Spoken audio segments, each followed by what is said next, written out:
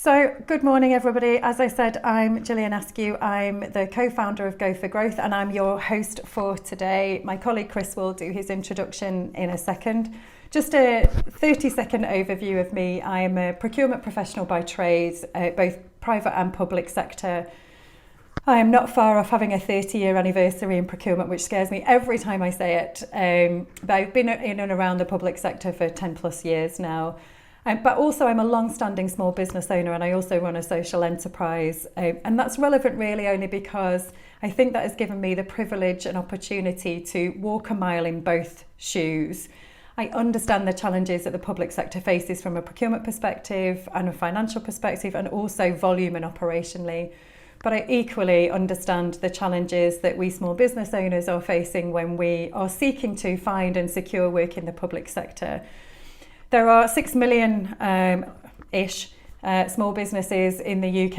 I think 90% of businesses in the UK are classified as a small to medium enterprise.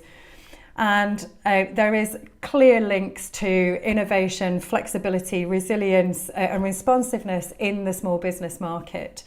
And yet actually the small business market is really underrepresented in the public sector.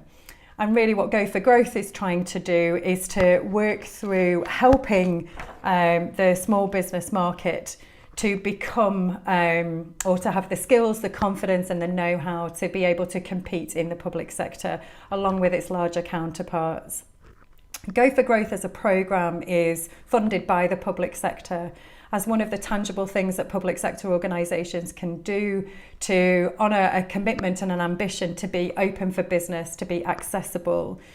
And so really what we're trying to do is help to create diverse supply chains, but more importantly, to create an environment of inclusivity so that the public sector is open to business for any organisation, regardless of size or sector. And that allows us to help both the public sector to create impact, positive impact, and fulfil the ambitions around local economic development. And as Chris will talk more about in terms of that role and position that the public sector places on anchor institutions, but also to help smaller organisations really impact their bottom line in a sustainable way. So what we're not trying to do is just help with that one next win. We're trying to help businesses grow sustainably for the long term, because that really impacts on employability and local economic development. And we do that through helping capability in businesses. So things like today, helping people understand and get ready for the policy environment, which is a big deal in public procurement, but also to help procurement in the public sector build some capacity. There's lots of resource constraints, both in the public sector and the small business market, but actually Go for Growth can help build some capacity. And we do that through building an evidence base. So as part of our event cycle, we have a self-service portal that people can utilise. All of that helps us identify what the issues and barriers and challenges are that the marketplace is facing. We analyse and anonymise that, and we work on that evidence base with the public sector to make long-term change so that these ambitions of being open for business can be fully realised in a tangible way that businesses can recognise. Our job, therefore, basically is to help businesses to access and grow in the public sector. And that's enough from me and Go for Growth, so I'll just hand over. Chris, do you want to say hi? Hello. So I'm Chris Wagner. I'm the Director of Procurement for Lewisham and Greenwich NHS Trust. And we're part of the Smart Together shared service, which is hosted by Guy's and St Thomas. So at Guy's and St Thomas, we procure on behalf of Guy's and St Thomas, Lewisham and Greenwich, as well as Great Ormond Street and South London and Maudsley NHS Trust. So with that, we cover quite a lot of South London and a little bit north of the river as well. And a little bit about me. Sort of before I joined the NHS for this role, my career to date has been in local government. So hopefully that means that a few different councils. So hopefully that means that my perspective today can give a bit of a flavour of sort of a bit of a wider public sector view rather than just sort of NHS specific. Although that's where I am now. And just to say, anything I sort of go through today. It is just my opinion. It's my professional opinion based on my experience, But it doesn't mean that every organisation runs their procurements exactly the same way or has exactly the same views as me. But hopefully, there's stuff here that's useful and beneficial going forward, and supports you putting bids together for public sector contracts going forward. Brilliant, thank you, Chris, and a thank you to you for taking time out of what I know is also a really busy schedule for you to come and join us today. I know everyone will be really pleased to hear that expert opinion. So the first thing we're going to talk about are basic policies, and I guess there's a question that preempts that. So, why are we doing any of this today? Why are we having just under an hour to talk about policies in the first place?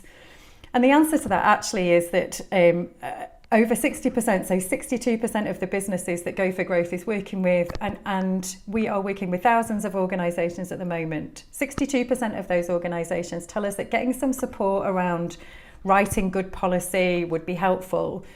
Over a quarter of businesses that we talk to also say they are concerned with compliance to policy in some areas. So what we know is that it can be big, it can be thorny, it can be challenging and complicated. And that's especially so, I think that's polarised if you're a smaller organisation, a micro business, for example, or in the voluntary sector, where what you're doing on policy is just one strand of many, many strands that you're working through, in addition to the core goods or services that you are in a process of selling. And so actually we're going to chat today about what basic policies might look like. So first question to Chris today, if I may, just in your view, what does a good policy look like on a very general basis?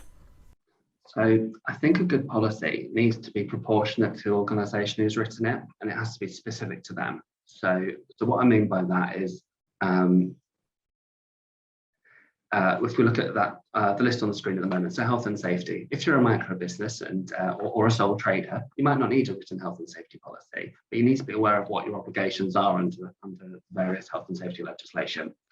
Or if we look at GDPR and data protection more broadly, and apologies if all my examples come from either construction, social care or health, which has been my sort of main areas of experience, but if you're a scaffolding firm, you might have some personal details that you're storing, you might have some commercially sensitive information, but your GDPR and data protection policy could be quite straightforward in terms of how you store that, where you store that, how you dispose of it in a certain period of time. But if you contrast that with maybe an SME that's developing apps for use in healthcare, where there's lots of activity going on. Well, if you're storing personal information and you're using that and you're creating stuff with that, your GDPR policy is probably going to be, in your cybersecurity side of it, it's going to be a lot more robust and a lot bigger. So I think for me, proportionality is really important. So it's not a one size fits all. It's what is appropriate for your business, and not to be scared off by, if you see someone who has reams and reams and reams of detail in a policy, that might be appropriate for their business, but it might not be appropriate for yours. So I think that's the main thing to sort of keep an eye on, that policies are important to have a sort of a written record of how we operate and how we do our delivery, do our work, who we are as an organisation. So they need to be proportionate, but they also need to be about you and how you run your business, rather than what I think or anyone else thinks, really, or just one that you've seen somewhere else. So hopefully that helps. I think that really helps, actually, that proportionality, and we'll talk a little bit about it as we go along, but in public sector procurement, you're not comparing policy with policy, are you, in the competition phase? So that proportionality, and it being that specific to your business, I think is super relevant. It can be quite scary when especially if you are using templates, which we'll also talk about shortly. You could get a template for a GDPR policy that could be 30 pages long, which could be wholly disproportionate to your organisation based on the personal data that you capture. So even some of the help supports that are out there, they can be disproportionate to start with. And I do just want to explain some of the acronyms that I've included in here. Most people might know them, but just for the avoidance of doubt, in the human resources policies, the HR policies, ED&I is equality, diversity and inclusivity. H&S is health and safety policies. So you have health and safety, and RAMS is risk assessments and method statements that would be generally found in construction type organisations, but not solely limited to. I ran a stray dog kennels and had risk assessments and method statements in place. The General Data Protection Regulations is GDPR. And it's interesting around things like net zero and the carbon reduction policy that is really mounting in popularity, isn't it, now? But again, that proportionality is going to be key to some of those things.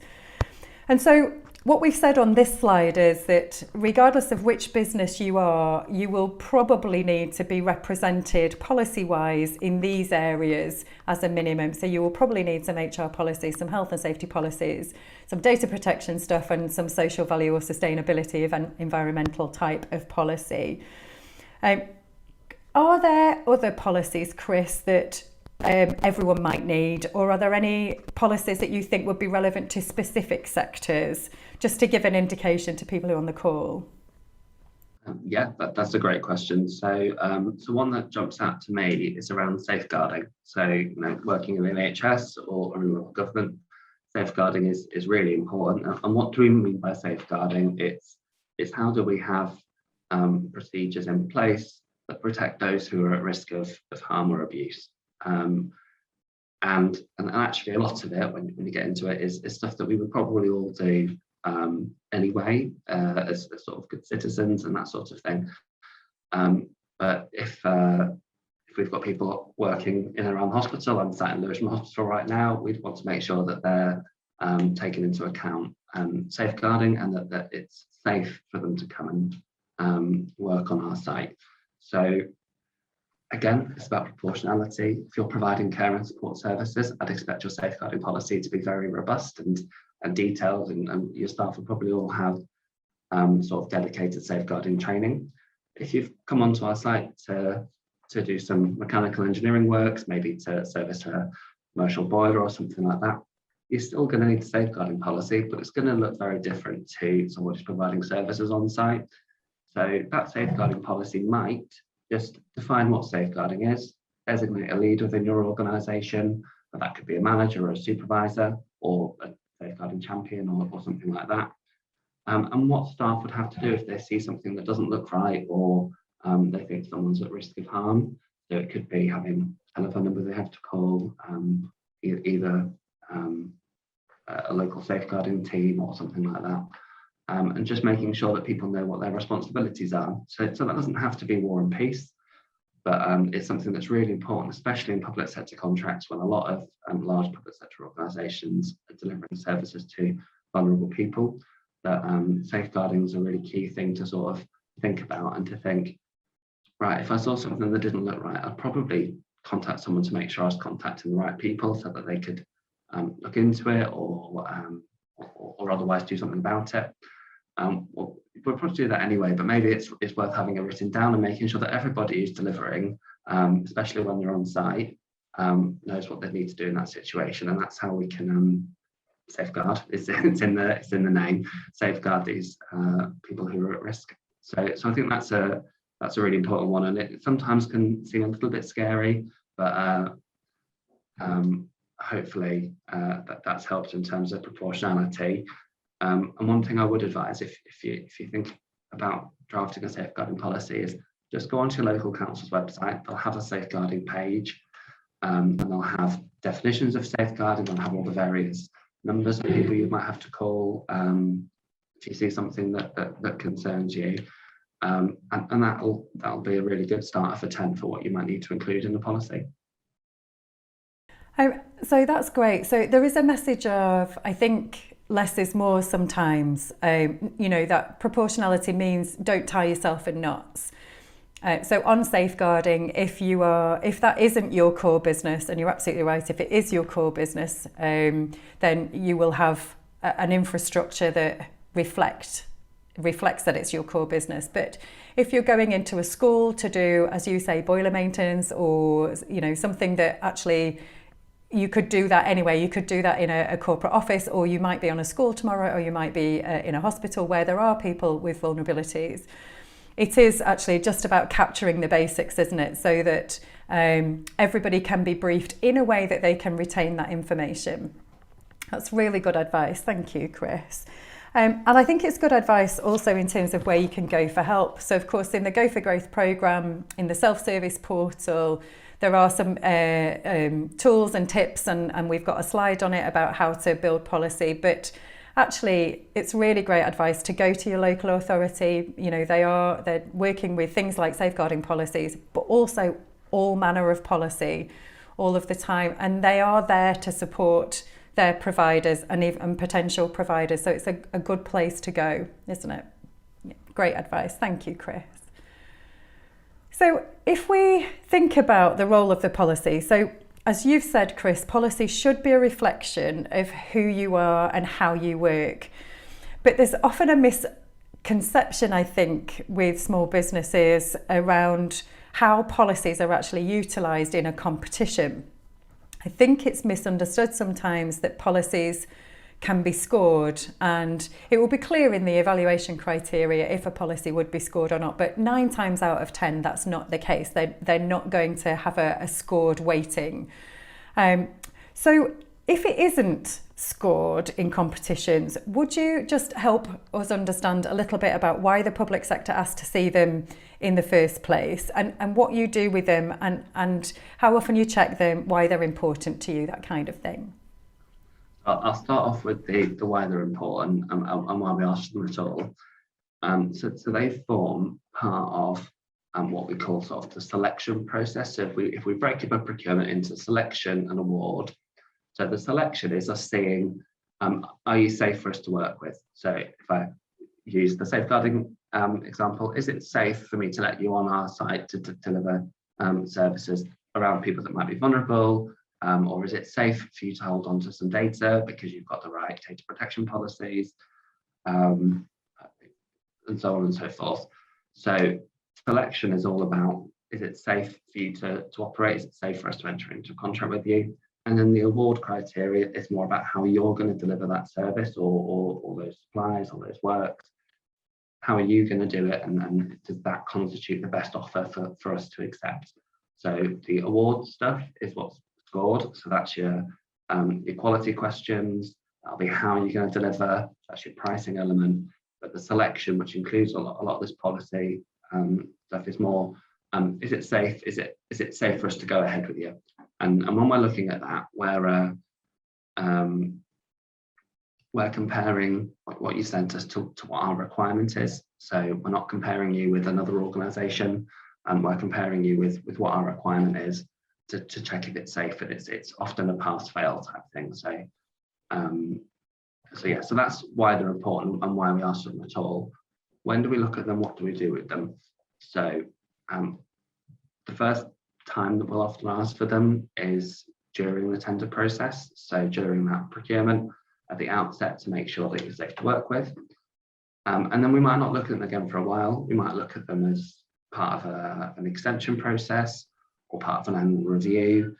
Some contracts might look at them at every sort of quarterly meeting, but often it's a little bit less often than that. But what we do is we'll look at them when we think it's appropriate to do so. So again, it's not something we're looking at every single day. We've got lots of things to do, but it's about making sure that you've got that sort of underpinning that it's safe for us to work with you. And then we're checking them at an appropriate amount of time. Again, if you're delivering care and support services, that's going to get checked a lot more than if you're delivering paper. So it's about that, again, proportionality of how we manage it, as well as what would be in that policy. Yeah, no, I think it does cover the question in terms of why you ask for them. I think there is a notion that you can have a policy for a bid and that's job done, and that isn't the case. As a provider, that policy, it is a reflection of how you work, so that policy needs to be organic and live, and you need to review it regularly. On the bottom point on the screen, communicating that policy is also really important, because in theory, whoever you ask in the organisation, whether that organisation is 10,000 strong or one person strong, everybody should know and understand what the policy environment is, and that takes some balancing. You know, if you have 150 policies, no one's going to be able to retain that information in their head. And make sure they're accessible, but also communicate them really well. And I've talked about a toolbox talk, any changes. For those that aren't familiar with toolbox talk, it's a communication method. It's where actually you generally communicate face-to-face, but in small groups it can be done digitally. But effectively it's a Q&A session so that members of your team who really need to understand this policy have the ability to have it briefed and ask questions, and then really they can sign to say, yes, I get it, yes, I've had it, yes, I understand it. And that's a story that you can tell in a bid. So yes, you have the policy, but here is how we bring the policy to life. And you can do that in a way that makes sense to specification and questions throughout throughout the bid itself. Is it true then, Chris, next question from me, that if you're a winning bidder, that everything then becomes contractualised, and that includes the policies that you submitted in the selection process? And if that is true, what happens if given that they're fluid and organic and they should move with you as an organisation, what happens if they're changed quite substantially during a contract period? Are there any changes to a policy that could inadvertently become damaging to a provider? That's a really good question. So in terms of them being contractualised, often that's the case. And even if they're not in as many words, because that's the basis of how, part of the basis of how we're making the decision, they sort of will form part of that anyway, in terms of if there's a material change, it might lead us to a point where we'd say, well, actually, if this was the case, we'd entered into contract, we wouldn't have entered into contract, and can lead to less friendly approaches in terms of if there's been dramatic changes it could lead to termination or stuff like that. Why do we contractualise them then? Well, we contractualise them because, as I said, we look at them at the outset, we look at them at key points, but what we don't want to be doing is watching you like a hawk through 365 days a year to make sure that nothing's ever changed on any one of your policies that you've sent us. So by putting it into a contract, what we do is we sort of share that responsibility. So that means if you change your policy in a material way, you need to let us know that you've changed it, and we might provide some feedback to say, actually, that's not acceptable in this form, you'll have to go back and have a look at it again.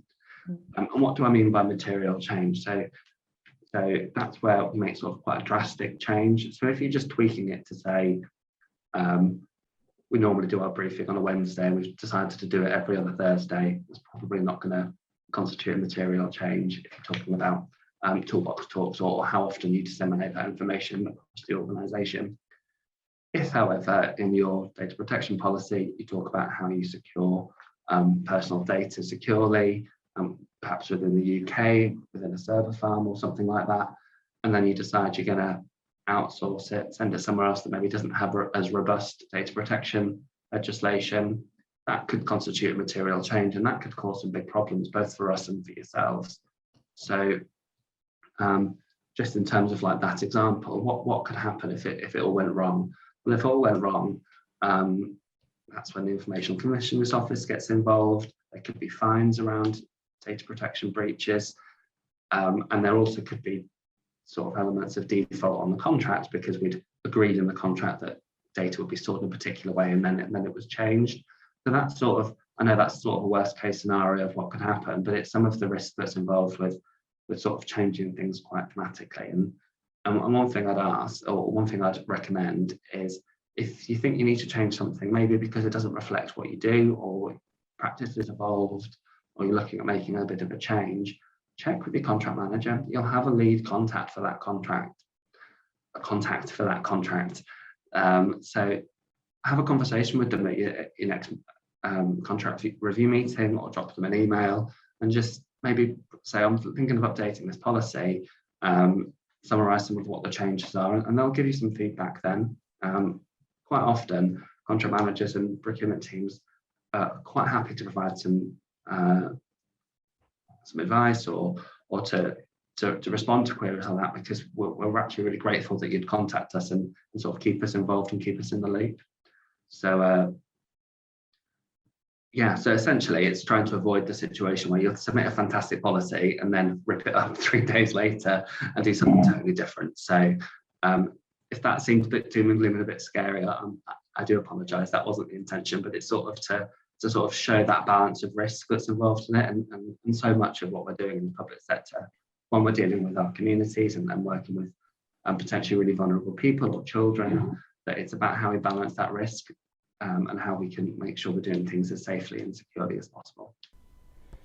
And I think it's a really important point. And on the balance of probability, the likelihood of things going wrong actually is really small. However, I think it's a good diligence for a small business owner. If you're thinking of changing something in a policy that you submitted into a bid in the middle of a contract period, there are 2 things, aren't there? So definitely have a chat with your contract manager who can advise. Actually, materiality is difficult to quantify what is material and what isn't, and what is actually just a reflection of your changes in your business. But you can also, so chat to your contract manager, you can think around, actually, if I make this change and God forbid in the really unlucky situation that something did go wrong and we had to rely on this policy as part of our ability to show our defence, would the change make that harder or not? And have a think about that. But your contract manager, that relationship is there to help. So that should be a really open relationship with your contract manager. I think it's a great shout, Chris. Final question on this, actually. So when do people need to have policies in place? Do they need to always have policies in place when they're bidding? The policies that we showed on the slide before, we would assume you probably have some version of that most of the time. But there might be policies that we ask for that are relevant to a particular contract or a particular organisation that you might not need the rest of the time, or you might only need it to service this contract.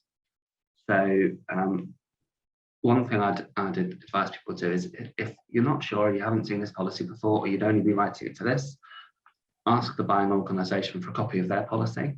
I think that's really important. It can give you an idea of what sort of level of detail that they're looking for and what it actually covers.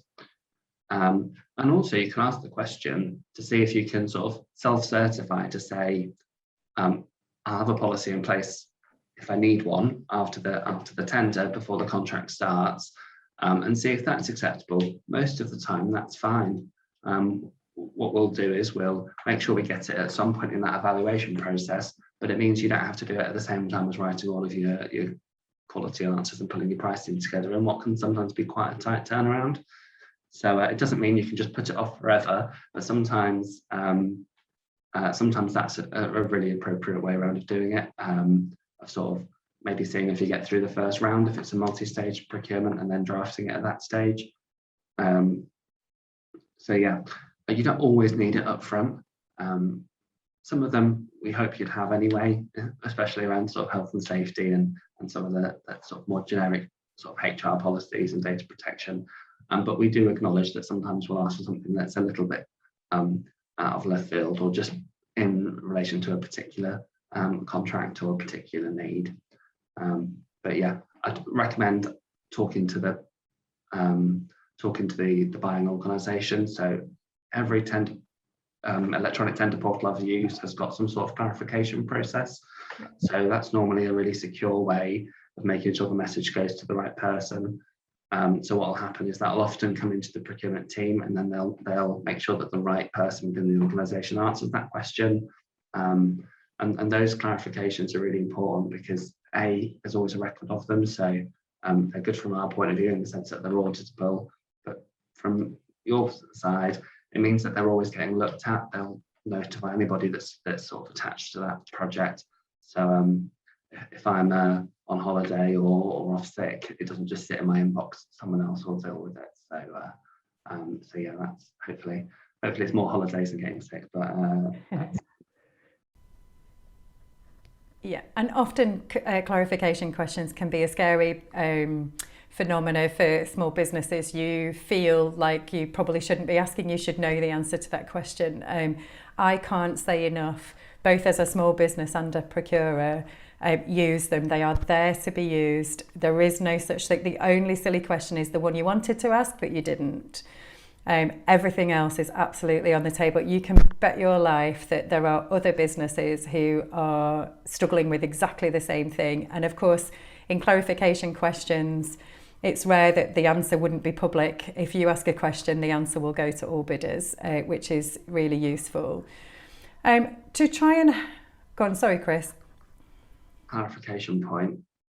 Sometimes we're not perfect either. So sometimes you'll ask a clarification question saying, I don't think that makes sense. And we'll go, yeah, you're right, that doesn't make sense. We need to change it, or this bit contradicts with that bit, and we'll issue an amendment, or we'll do something like that. So sometimes asking the question is really helpful, not just from your side, but it also can help us. Because while we like to think we get everything right all the time, we know that that's unrealistic, and sometimes there'll be an element where we go, oh, how do we miss that? And so clarification questions are really useful. And sometimes you look at it and you go, am I going mad not seeing that? Why doesn't make any sense? Ask the question. Yeah, I can't say that anymore. No, it's a really important process, and businesses should feel really super comfortable using it. In terms of just some helpful tips, my colleague Andrew Chamberlain from Consort Strategy has put together just a real simple one-page guide of things that you should think about in terms of structure and sources of information for a policy.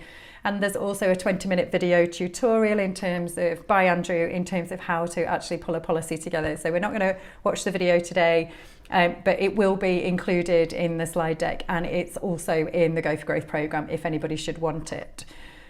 We're going to talk a little bit about templates, and you've given us some great advice so far, Chris, in terms of what should a bidder do if they don't have the policy that a public sector buying organisation has asked for. You can, ask them for a copy of theirs, etc. I think businesses worry that if they don't have a policy, it would count them out. So it's great to hear from you that actually you don't necessarily need everything for the bid point. There is that element of self-certification to say, actually, we will have it by the time, subject to us to being successful, by the time that the contract commences. Lots of businesses do tell us that if there's too much policy development work that needs doing, that could be a walk away point for them in a bid, in terms of actually there's just too much work to get us over the line. And so templates actually can be really quite helpful to manage the workload that can be associated with policy. Do you, in your professional opinion, do you think there are any health warnings with using templates? Is there ever a time when a template shouldn't be used, or are they always a good go-to, do you think? My opinion is, I think templates are a really useful tool, but I think that they're not a quick fix, and they're not the be-all and end-all. So by all means, use a template to help with structure, to maybe prompt at what sorts of things you need to think about. But really interrogate that to check that it fits your organisation, because sometimes it will have a fairly generic process or procedure in place. And if you look at it and go, we don't do it like that, then it's probably not the right detail for you. And maybe you can tweak it, maybe you can amend it, or maybe just use that as a framework to write your own policy. So I think that templates have definitely got a really important part to play in developing sort of your policy framework as an organisation, but I just sort of caution on relying on them too much, because I think what will happen there is you'll end up with policies that don't reflect your organisation, don't describe what you do, and then if you're ever relying on them in the future, they're not really worth the paper they're written on, because they won't help you, because it doesn't cover what you do. Yeah. So use them as a tool, as an enabling tool, but don't rely on them too much, and make sure that you're reading them carefully and making any changes to make it suitable for you and your organisation. So hopefully that's a balanced view on them. I completely think they've got a really important part to play, but just a bit of caution there as well. And I guess it's not necessarily just a blanket internet search using a search engine. You can get that so that your template is almost as nuanced as it can be. So if you're a member of the Federation of Small Businesses, for example, and you're a small business, or if you are providing a vendor management services and you're a voluntary sector organisation, you might be a member of Clinks, for example. If you're a member of a membership organisation, they're likely to have templates that have been developed with your type of business in mind. And so they are less general and more specialist, but still need reflecting in terms of, you know, what you do and who you are. The ACAS are the advice and conciliatory. If you're in trouble, they help you mediate. But they have lots of HR templates. So if you're looking for a disciplinary template or a grievance template or an absence management template, they are really good places to start. And as Chris has mentioned before, talk to contracting authorities, the one that you're bidding with, or you can talk to your local authority of where you're based. And actually, if you've got things like in your health and safety policy that you would have the Contractors Health and Safety Scheme accreditation, the CHAS accreditation, actually some of those things have annualised certification on them. And so they reflect in your policy the currency of your information, which can be really quite useful and powerful when you're looking to secure work. And as a small business, I started out with 2 members of staff in my kennels. We grew to 10. And actually what that meant to us was that we needed to have a much more robust human resources policy environment. But we weren't policy experts, and we definitely weren't HR policy experts. So we actually worked with a retainer organisation. And for what wasn't a huge amount of money, we shifted the burden of understanding what the current legislation meant we needed to do and how to translate that into our business. So sometimes, depending on your size or complexity of your organisation and the risk that you're working with on a day-to-day basis, it can be sometimes a good thing to use a retainer organisation to help you with those things. There's usually them in HR, health and safety, and there's lots in data now these days also. And if you are thinking about safeguarding that Chris talked about, I've used the Nspcc templates before because they are built around safeguarding children, and that's what I really needed my policy to talk about and help me with, and then I could just nuance that into what my business was about. So there are, as Chris says, there are lots of great templates out there. They're not going to be a silver bullet because they will always be reflective of an organisation that isn't yours. So just make sure they do reflect who you are and where you are. Be really careful when you search for templates I try to look for them from UK organisations, because sort of our legislative framework and background is slightly different to, I know a lot of the resources out there are based in the US. Well, they've got a totally different sort of legal framework underpinning it, so it might be sort of, for want of a better term, compliant with a different sort of framework of regulations and legislation than what we have to work with and work within. So that's generally a sort of a helpful rule of thumb as well. Absolutely. Brilliant. Thank you, Chris. So we're going to move on now, actually, and we're going to look at the next big policy move, certainly in the NHS, around anchor institutions. So if the gremlins are behaving themselves, when I click this, we should have a really short video to watch. So what are anchor institutions? In the United States context, they're overwhelmingly nonprofit or public institutions. What defines an anchor institution is they're the kinds of organizations that are rooted in place, unlike for-profit corporations, which move all over the world and change their locations. Universities and hospitals, at least in the North American context, tend to stay where they're founded, and that's why they're called anchors.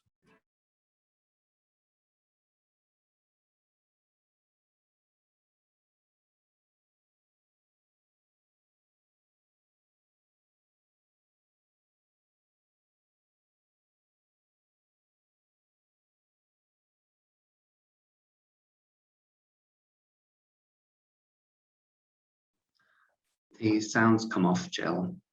Focus to benefit the local community through localized purchasing, hiring, investment, that hospitals as anchor institutions can really have a transformative effect on the lives of people and the health of the community, and in particular, those who are in a more low income or poverty situation.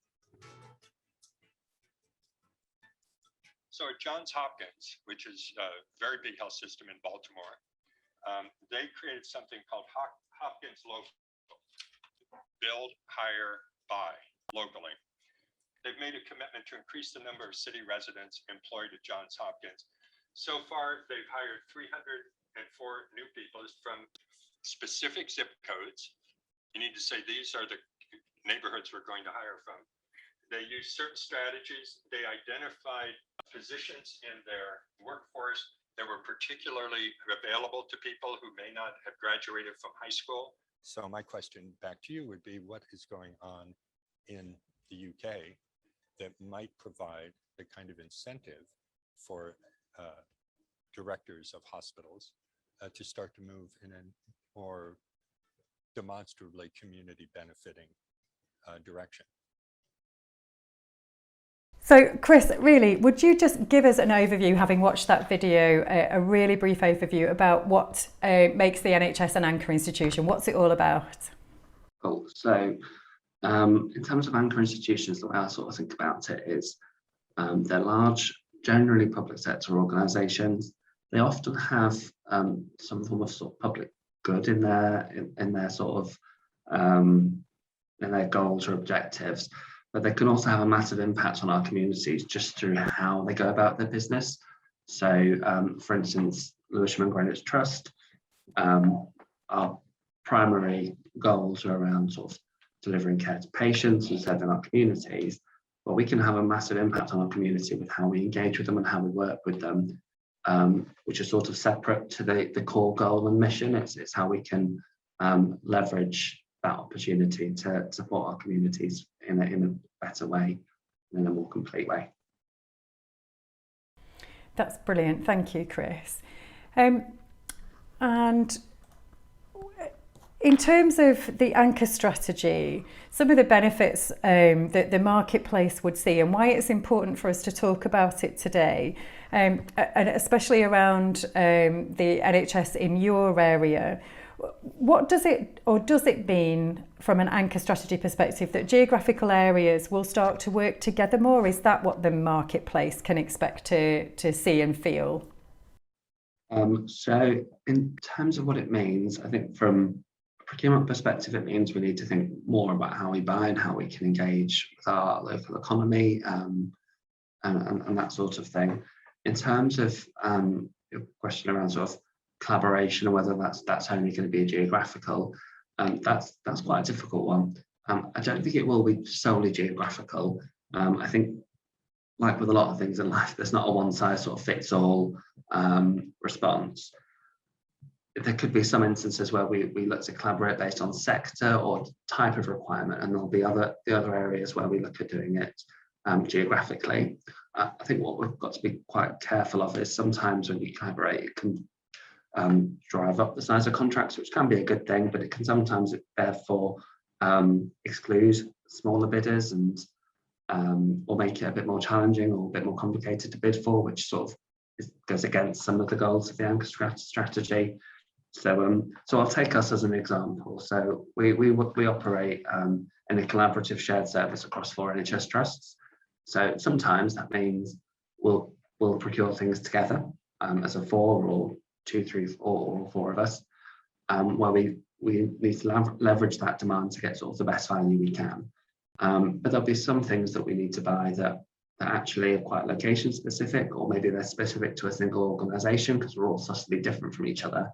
But I mean, actually, the best thing we can do for our organisation is buy that as an individual rather than lumping it with something that doesn't quite fit with just for the sake of lumping it together.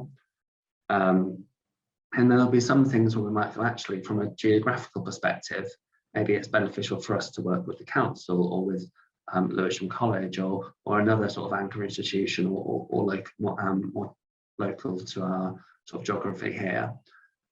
So there isn't a one size fits all, but what we are trying to do across different areas is come up with something like a similar approach. So if we're all looking at social value, we're all looking at opening up opportunities to bidders and advertising what we're looking to buy in the future.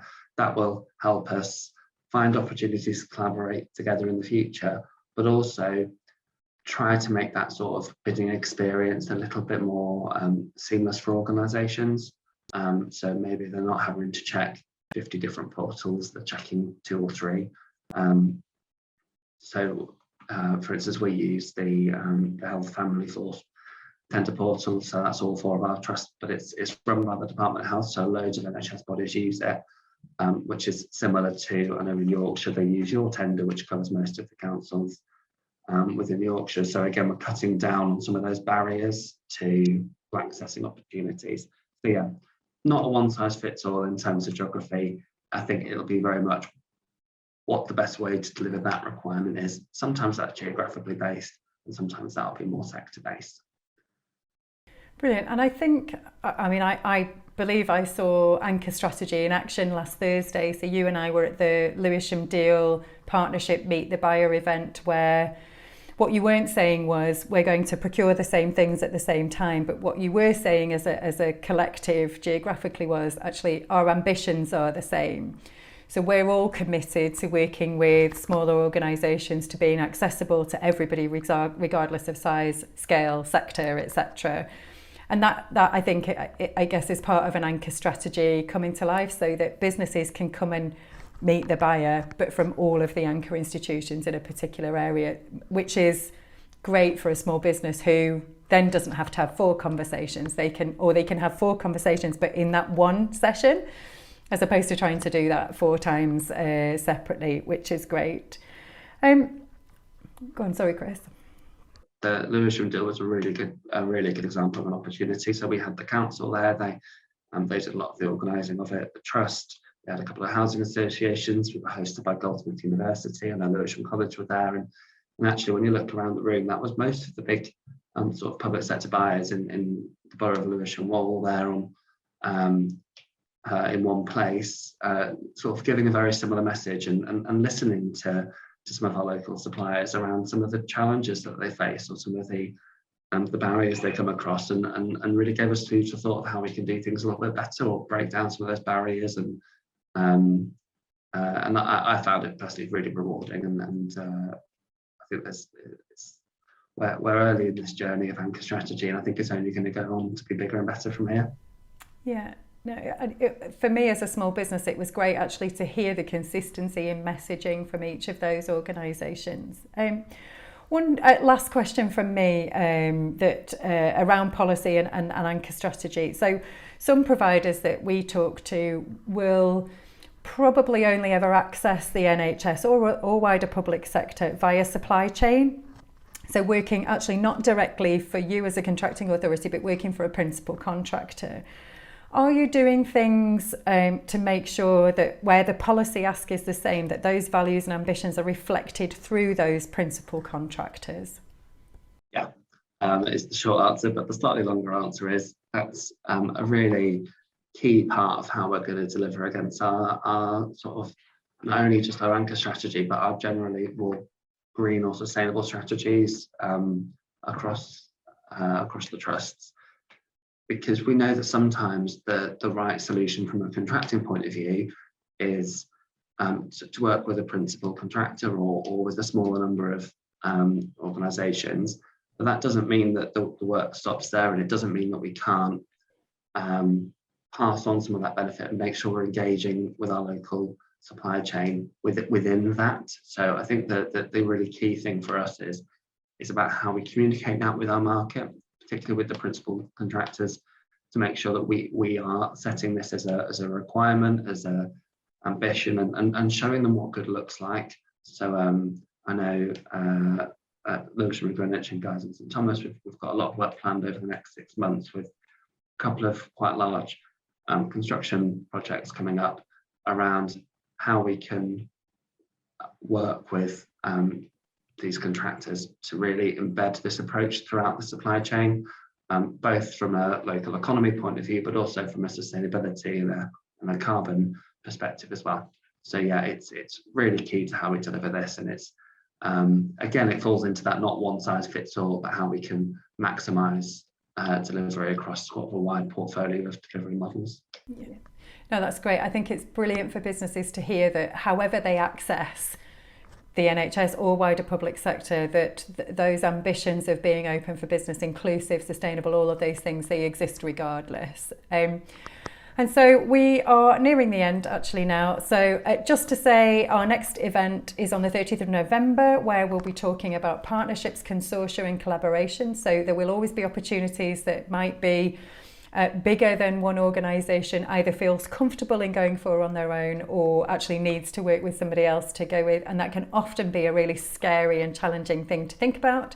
So we have Dr. Jane Lynch, who's a reader of procurement from Cardiff Business School. And she's been a leading voice on collaboration since 2013. So she is delivering a session for us on the 30th of November, which will be great.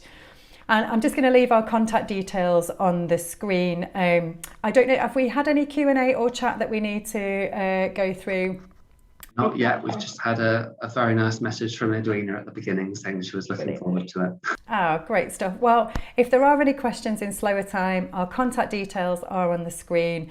The final thing for me to say then is a huge thank you to you, Chris, for joining us and taking time out of your diary. That has been super informative. And thank you to everybody who took time out of their diary to attend us, to attend with us today live, or who is watching it in slower time on playback.